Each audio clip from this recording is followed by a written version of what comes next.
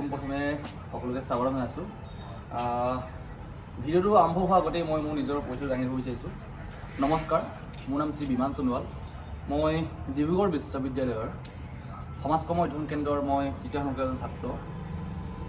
যিহেতু মোৰ যোনটো স্পেচিয়েলাইজেশ্যন কোৰ্চ বুলি কয়, অৰ্থাৎ যোনটো মানে বিশেষ আমাৰ ছাবজেক্ট, সেই ছাবজেক্টটো মই কমিউনিটি ডেভেলপমেণ্ট লৈছোঁ, অৰ্থাৎ সাম্প্ৰদায়িক যি উন্নয়ন। গতিকে আজি সেই সাম্প্ৰদায়িক উন্নয়নৰ যি কমিউনিটি ডেভেলপমেণ্ট, তাৰে পিছত এখন আইনৰ কথাই মই আজি আলোচনা কৰিব বিচাৰিছোঁ। সেইখন আইন হৈছে অসমৰ যি ভূমি পথাৰৰ ওপৰত, অৰ্থাৎ অসমৰ ভূমি আৰু ৰাজহ নিয়মাৱলী 1886। যদি আমি ইংৰাজীত ক'ব যাওঁ, Assam land and revenue regulations 1886। অসমৰ ৰাজ্যৰ ভূমি আৰু ৰাজহৰ বিষয়সমূহ নিয়ন্ত্ৰণ কৰাৰ এক মূল আইনগত যি কাঠামো, সেইখনেই হৈছে এইখন আইন। গতিকে এইখন আইন ইংৰাজী শাসনৰ সময়ৰ পৰা প্ৰণয়ন কৰা হৈছিল। এই আইনখনৰ অসমৰ ভূমি প্ৰশাসনৰ বাবে অতি তাৎপৰ্যপূৰ্ণ বিষয় হৈ আছে এতিয়ালৈকে। গতিকে নিয়মৰ কিছুমান ইয়াত মূল বিধান উল্লেখ কৰা হৈছে, যি 9টা মূল বিধান। তাৰে প্ৰথম মূল বিধানটো হৈছে অসমৰ ভূমি ৰাজহৰ প্ৰশাসন, অৰ্থাৎ administration of land and revenue. গতিকে এই যিখন নিয়মাৱলী, এই নিয়মাৱলীত অসমৰ ভূমি ৰাজহৰ মূল্যায়নৰ আৰু সংগ্ৰহৰ ব্যৱস্থাৰ ৰচনা কৰা হৈছে। ইয়াত ৰাজহৰ যি বিষয়াসমূহৰ ভূমিকাৰ কথা ইয়াত নিৰ্দিষ্ট কৰা হৈছে আৰু ইয়াৰ মাটিৰ মালিক আৰু ভাড়াতীয়াৰ সৈতে যি ৰাজহ নিষ্পত্তিৰ পদ্ধতিৰ দ্বাৰা যি কৰ্মকাণ্ড আছে বা যি কাৰ্যসূচী, সেই কাৰ্যসূচী সম্পূৰ্ণ ৰূপৰেখা দাঙি ধৰা হৈছে ইয়াত আছে ভূমি ৰাজহৰ নিষ্পত্তি, নিয়মীয়া জৈৱৰ আৰু উৰ্বৰতা আৰু উৎপাদনশীলতাৰ আদি কাৰকসমূহৰ ভিত্তি কৰি যি ভূমি শ্ৰেণীবিভাজন, সেই ভূমি শ্ৰেণীবিভাজন কৰা হৈছে, ইয়াৰ জৰিয়তে কৰা হয়। আৰু আমি যদি দ্বিতীয়টো মূল বিধান চাব আহোঁ, তেনেহ'লে লিখাত গম পোৱা যায় যে ভূমি শ্ৰেণীবিভাজন, অৰ্থাৎ ক্লাছিফিকেশ্যনছ অফ লেণ্ড। ইয়াত কি হয় যে ভূমি ৰাজহৰ মূল্যায়নৰ উদ্দেশ্যে অসমৰ মাটিৰ যি শ্ৰেণীবিভাজন কৰা হয়, এই শ্ৰেণীবিভাজনৰ ভিতৰত আছে স্থায়ী বন্দোবস্ত বাগিচা।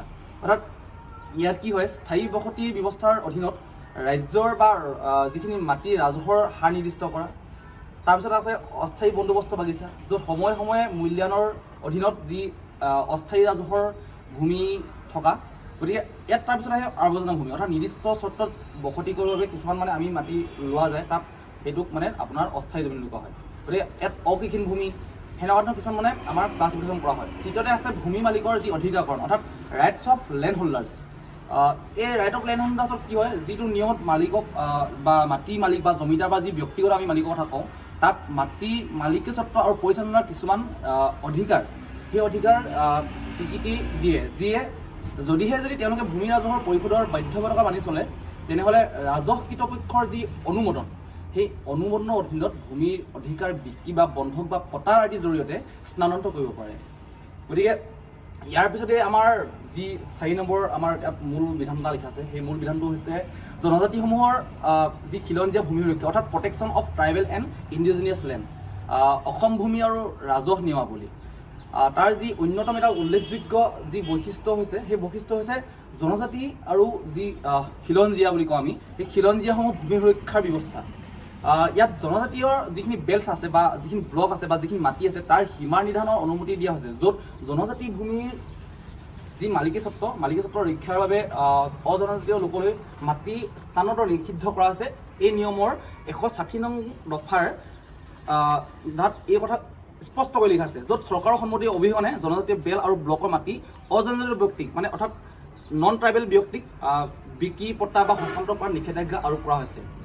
ইয়াৰ পিছতে 5 নম্বৰ মূল বিধান যিটো কথা হৈছে, 5 নম্বৰ মূল বিধান লিখা আছে গাঁও ভূমি ব্যৱস্থা, অৰ্থাৎ ভিলেজ অফ লেণ্ড মেনেজমেণ্ট। ইয়াত লিখা আছে কি, নিয়মত এই চিষ্টেমত এই বিষয়ত কি লিখা আছে যে নিয়মত যি গাঁৱৰ চৰণীয়া পথাৰ আছে, অৰ্থাৎ সম্প্ৰদায়ৰ যিখিনি মাটি আছে বা বন সংৰক্ষিত যিখিনি বনাঞ্চলৰ সৃষ্টি ব্যৱস্থা কৰা হৈছে, এই মাটিৰ যি পৰিচালনা স্থানীয় ৰাজহৰ বিষয়ৰ অধীনত পৰে আৰু গাঁৱৰ মানুহে এই মাটিবোৰ, যিখিনি মাটিৰ কথা ক'লোঁ, এই মাটিবোৰ গৰু চৰাৰ দৰে কামত ব্যৱহাৰ কৰিব পাৰে। তাৰপিছত আমাৰ যি 6 নম্বৰ ইয়াত মূল বিধান লিখা আছে, মূল বিধানত লিখা আছে বিবাদ নিষ্পত্তি, অৰ্থাৎ ছেটেলমেণ্ট অফ ডিছপুটছ। ইয়াত বিশেষকৈ কি হয় যে ৰাজহ আদালত মানে গম পাইছে আপোনালোকে, গতিকে ৰাজহ আদালত ভূমি ৰাজহৰ যি ভাড়াৰ অধিকাৰ আৰু মাটিৰ মালিকী স্বত্বৰ বিষয়ে সম্পৰ্কীয় যি বিখ্যাত নিষ্পত্তি কৰিবলৈ স্থাপন কৰা হৈছে। ৰাজহ বিষয়ে লোৱা সিদ্ধান্তৰ বিৰুদ্ধে যদি আপিলত উচ্চ কৰ্তৃপক্ষ যেনে উপ আয়ুক্ত বা অসম উচ্চ ন্যায়ালয়ৰ সন্মুখত তেওঁলোকে দাখিল কৰিব পাৰিব। গতিকে তাৰ বাবে আদালত বঢ়ে বিবাদ নিষ্পত্তিৰ কাৰণে। আৰু 7 নম্বৰ যি মূল বিধান লিখা আছে, তাত লিখা আছে কি অকৃতিত্বশীল ব্যক্তিক বহিষ্কাৰ কৰা, অৰ্থাৎ এজেক্টমেণ্ট অফ আনঅথৰাইজড অকুপেণ্টছ। অৰ্থাৎ ইয়াত কি লিখা আছে, ইয়াত নিয়মাৱলীত চৰকাৰী বা ব্যক্তিগত মাটিৰ পৰা অকৃতজ্ঞ বাসিন্দাক তেওঁলোকে উচ্ছেদ কৰাৰ ব্যৱস্থা আছে, য'ত বেদখল চিনাক্ত আৰু বেদখল কৰাকাৰী চিনাক্তকৰণ আৰু আঁতৰোৱাৰ বাবে ইয়াত পদ্ধতি নিৰ্দিষ্ট কৰা হৈছে। অবৈধভাৱে মাটি দখল কৰাসকলৰ বাবে ইয়াত জৰিমনা আৰু শাস্তি ব্যৱস্থাৰ যি ব্যৱস্থা কৰা আছে সেই ব্যৱস্থাৰ কথা ইয়াত লিখা আছে, 7 নং বিধানত লিখা আছে। গতিকে আমি 8 নং বিধানত যদি চাব যাওঁ, 8 নং বিধানত যদি আমি উনুকে বজাওঁ, তাত লিখা আছে ভূমিৰ ৰেকৰ্ড আৰু জৈৱ ব্যৱস্থা, অৰ্থাৎ লেণ্ড ৰেকৰ্ডছ এণ্ড ছাৰ্ভেজ। গতিকে এই নিয়মটোত কি হ'ল, নিয়মীয়া ভূমি ৰেকৰ্ডৰ যি মানে জৰীপ আৰু সঠিক ভূমি ৰেকৰ্ড ৰক্ষণাবেক্ষণ ইয়াত নিৰ্দেশ দিয়া হৈছে। ইয়াৰ দ্বাৰা ৰাজহৰ সঠিক সংগ্ৰহ নিৰ্দিষ্ট কৰা আৰু ভূমি মালিকী ক্ষেত্ৰৰ যি বিবাদ নিষ্পত্তি সহায় কৰাৰ কথা ইয়াত সম্পূৰ্ণভাৱে ভালকৈ লিখা আছে।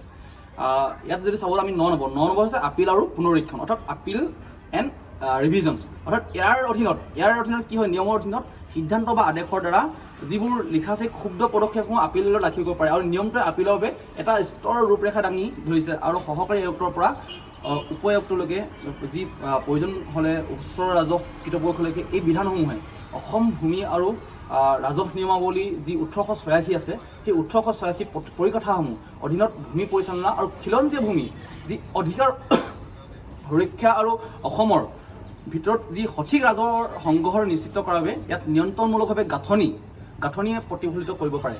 গতিকে এয়ে আছিল আমাৰ থুলমূলকৈ অসমৰ যি ভূমি ৰাজহৰ বিষয়ে আমি গম নাপাওঁ। গতিকে এই বিষয়টোত মই সম্পূৰ্ণভাৱে ৰাজহৰ কেনেকৈ নিয়ম কানুন চলা বা প্ৰশাসনে যেনেকৈ নিয়ম কানুন কৰিবলৈ হয়, যি অসমৰ ভূমি আৰু ৰাজহৰ নিয়মাৱলী সেই 1886 কথা সবিশেষ ক'লোঁ।